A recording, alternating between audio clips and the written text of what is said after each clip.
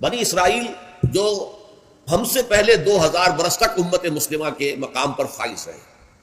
جن کے بارے میں صرف سورہ بقرہ میں 2 مرتبہ اور بھی 2 جگہ پر آیا ہے ذرا مختلف الفاظ میں، لیکن سورہ بقرہ میں تو ایگزیکٹلی انہی الفاظ میں آیا،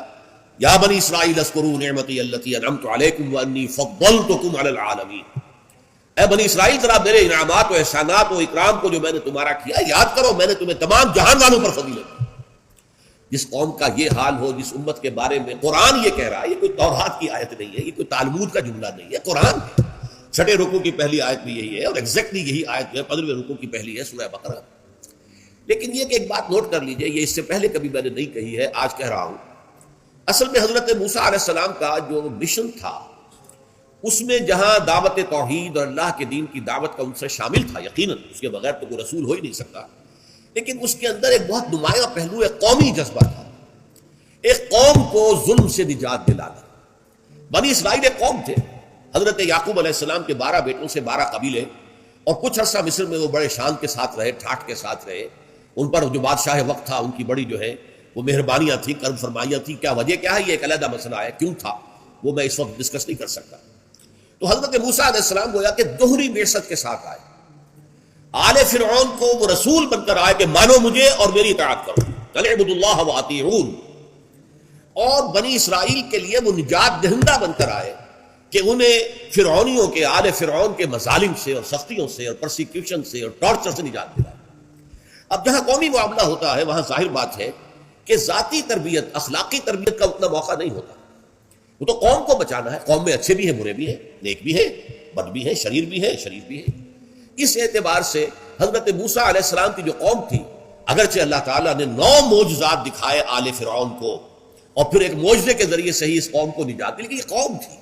اس قوم میں ایسے بھی تھے جو حضرت موسیٰ پر واقعی صدق کے دل سے ایمان رکھتے تھے، جیسے یوشع ابن نون، یوشوا جس کو کہتے ہیں بائبل میں، کالب ابن یفنہ، لیکن ایسے بھی تھے جو ڈھل مل تھے، کچھ مانتے تھے کچھ نہیں مانتے تھے، اور ایسے بھی تھے جو صرف اسرائیلی ہونے کی وجہ سے شامل تھے، ورنہ انہیں حضرت موسیٰ علیہ السلام کے اوپر کوئی ایمان، کوئی یقین نہیں تھا۔ چنانچہ یہ الفاظ آئے ہیں قرآن مجید میں کہ ما آمن بموسیٰ الا ذریۃ من قومہ، صرف کچھ لوگ نوجوان تھے جو ان کی قوم میں سے ان پر حقیقتاً ایمان لائے تھے،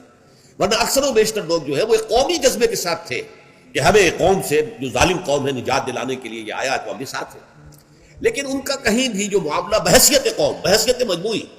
وہ وفاداری کا نہیں تھا حضرت موسیٰ علیہ السلام کے ساتھ۔ لہذا دیکھیے اب ان کا کیا رویہ رہا عین حضرت موسیٰ علیہ السلام کے ساتھ، جن کے ذریعے سے اللہ تعالیٰ نے انہیں نجات دی، جن کے ذریعے سے آل فرعون کے سے انہیں آزاد کرایا، انہیں لے کر مصر سے نکل آئے ہیں سینائی پیننسلا میں، لیکن جب وہ دین کا وہ تقاضا آیا کہ اب جان ہتھیلی پر رکھ کر نکلو میدان میں، قتال کرو، اب جنگ کرو، جیسے کہ ہجرت کے بعد مدینے میں وہ مرحلہ آ گیا محمد رسول اللہ صلی اللہ علیہ وسلم کے ساتھیوں کے ساتھ، ایسے ہی حضرت موسیٰ ہجرت کر کے اپنی قوم کو لے کر سینائی پیننسلا میں آ گئے، اور وہاں سے آگے اب جانا تھا ارض مقدس،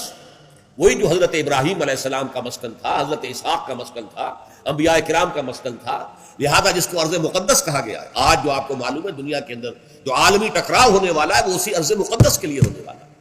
یہودی چاہتے ہیں کہ اس پورے ارض مقدس پر ان کا غلبہ ہو، عیسائی چاہتے ہیں کہ ان کا غلبہ ہو، اور مسلمان جو کہ یوں سمجھیے 1400 برس سے اس ارض مقدس کے اوپر ان کا قبضہ ہے، ان کی حکومت ہے، ان کا تسلط ہے، اب ان کو جو ہے گویا کہ مجبور کیا جا رہا ہے کہ وہ اس سے دستبردار ہو جائے۔ یہ جو ایک تصادم آنے والا ہے، بہت عظیم تصادم کی شکل اختیار کرنے والا، میرا اس وقت یہ موضوع نہیں ہے۔ اس وقت جو کچھ میں کہنا چاہ رہا ہوں کہ جب وہ مرحلہ آیا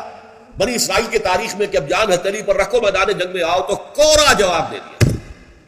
فَاذْهَبْ أَنْتَ وَرَبُّكَ فَقَاتِلَا إِنَّا هَاهُنَا قَاعِدُونَ، جاؤ موسیٰ تم اور تمہارا رب جاؤ اور جنگ کرو، ہم تو یہیں بیٹھے۔ اے موسیٰ تم کہہ رہے ہو کہ فلسطین میں داخل ہو جائیں، وہاں تو بڑی طاقتور قوم ہے، فِيهَا قَوْمٌ جَبَّارُونَ، ہم ان سے مقابلے کی سکت نہیں رکھتے، تم جاؤ اپنی لاٹھی لے جاؤ، لٹھیا یہ جو ہے اس نے بڑے بڑے مارکے سر کیے ہیں، اس لٹھیا نے، اس عصا نے سمندر پھاڑ دیا اس نے، اور چٹان میں سے 12 چشمے نکال دیے اس نے، تو اس کو لے جاؤ اس کو اپنے ساتھ اور جا کر جنگ کرو اور نکال دو ان کو وہاں سے، جب وہ وہاں سے نکل جائیں گے تو ہم داخل ہوں۔ اس پر جو حضرت موسیٰ علیہ السلام پر یہ سورہ مائدہ کے اندر بیان ہوئی ہے پوری تفصیل، جو رنج اور غم کا جو حملہ ہوا ہے اس کا اندازہ اس سے کیجئے کہ جس قوم سے اتنی محبت تھی کہ ایک قبطی اور ایک اسرائیلی کا جھگڑا ہو رہا تھا، اور حضرت موسیٰ علیہ السلام نے اس قبطی کے ایک مکہ رسید کیا اور اس کی جان نکال دی، اتنی محبت اس قوم کے ساتھ، اور پوری زندگی کھپا دی اور فرعون کے ساتھ مسلسل کشاکش اور مسلسل جو ہے مقابلہ رہا، اور اس کے بعد وہاں سے لے کر نکلے ہیں، لیکن اسی قوم کے بارے میں پھر جو ہے ایک طرح کی بیزاری تاری ہوئی، وہی بیزاری مقت کا لفظ میں نے پچھلی مرتبہ واضح کیا تھا، کبرا مقتا عند اللہ۔ ایک غصہ ہوتا ہے، غصے سے آگے جا کر بیزاری ہو جاتی ہے۔ ایک غصے میں تو آدمی جو ہے کسی کے اوپر جو ہے غصہ اتارتا ہے، بات کرتا ہے، برا بھلا کہتا ہے، بیزاری میں اس کو دیکھنا بھی نہیں چاہتا، اس سے کلام بھی نہیں کرنا چاہتا۔ وہ بیزاری حضرت موسیٰ پر طاری ہوئی، چنانچہ انہوں نے اللہ تعالیٰ سے دعا کی، پروردگار میری یہ قوم جو ہے انکار کر رہی ہے جہاد اور قتال سے، فَافْرُقْ بَيْنَنَا وَبَيْنَ الْقَوْمِ الْفَاسِقِينَ، تو اب ہمارے اور ان فاسق لوگوں کے مابین، ہمارے کون ہیں؟ ایک حضرت موسیٰ، ایک حضرت ہارون، اور 2 عورتیں بنی اسرائیل میں سے، 6 لاکھ میں سے صرف 2 نکلے تھے، یوشع ابن نون اور کالف ابن یمنہ، کہ جو جنگ کے لیے تیار تھے، باقی 6 لاکھ کے 6 لاکھ جو ہے کوڑا جواب دے کر بیٹھے، اِنَّ هَٰؤُلَاءِ قَاعِدُونَ۔ تو فَافْرُقْ بَيْنَنَا وَبَيْنَ الْقَوْمِ الْفَاسِقِينَ، تو اللہ اب تفرقہ کر دے، علیحدگی کر دے، میں اب ان ناہنجاروں کے ساتھ رہنا نہیں چاہتا۔ اس کا تذکرہ یہاں ہو رہا ہے۔ وَإِذْ قَالَ مُوسَىٰ لِقَوْمِهِ، یاد کرو جب کہ کہا تھا موسیٰ نے اپنی قوم سے، یا قوم، اے میری قوم کے لوگوں، لِمَ تُؤْذُونَنِی، کیوں مجھے اذیت پہنچا رہے ہو، کیوں مجھے کوف پہنچا رہے ہو، کیوں مجھے تکلیف دے رہے ہو، وَقَدْ تَعْلَمُونَ أَنِّي رَسُولُ اللَّهِ إِلَيْكُمْ، حالانکہ تم جان چکے ہو، جانتے ہو اچھی طرح کہ میں اللہ کا رسول ہوں تمہاری طرف۔ فَلَمَّا زَاغُوا، تو جب وہ ٹیڑھے ہو گئے، أَزَاغَ اللَّهُ قُلُوبَهُمْ، اللہ نے ان کے دلوں کو بھی ٹیڑھا کر دیا، وَاللَّهُ لَا يَهْدِي الْقَوْمَ الْفَاسِقِينَ، اور اللہ ایسے فاسقوں کو، ناہنجاروں کو، ایسے اللہ تعالیٰ کے نافرمانوں کو اللہ زبردستی ہدایت نہیں دیتا۔